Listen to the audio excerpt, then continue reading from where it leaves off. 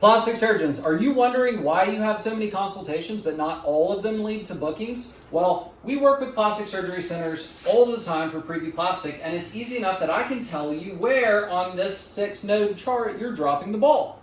First, you have marketing. This is how people are finding out about you. You have to have ads. Now you can either have Meta ads, Google ads, or if you were thinking outside the box, you could do TV ads on, say, Real Housewives in your region so that you're getting the type of client that you want to reach out to seeing your practice name. You also have organic, you have cold outbound emails, and you have your website.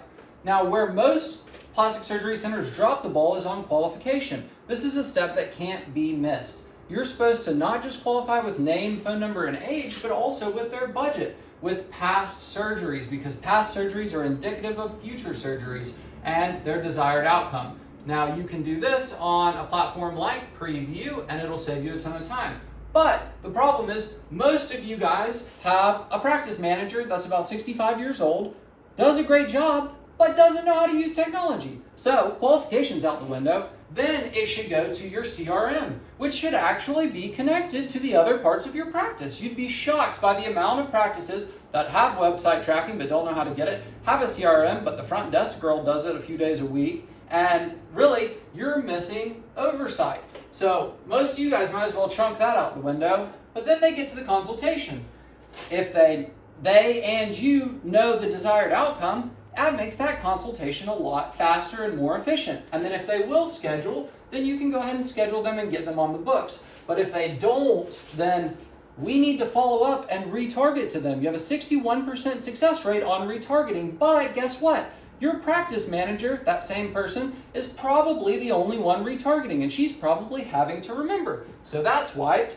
And then what you do, and almost no plastic surgery practice does but should, is you always want to adjust these things based on what you're seeing in your data. For instance, if the follow-up and retargeting is leading to business on a potential client, then you'd want to change all your targeted follow-up to match what's working.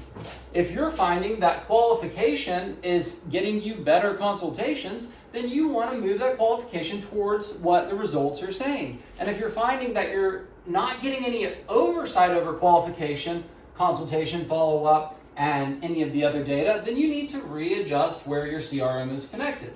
If you follow these steps, then you'll be a better plastic surgery for it.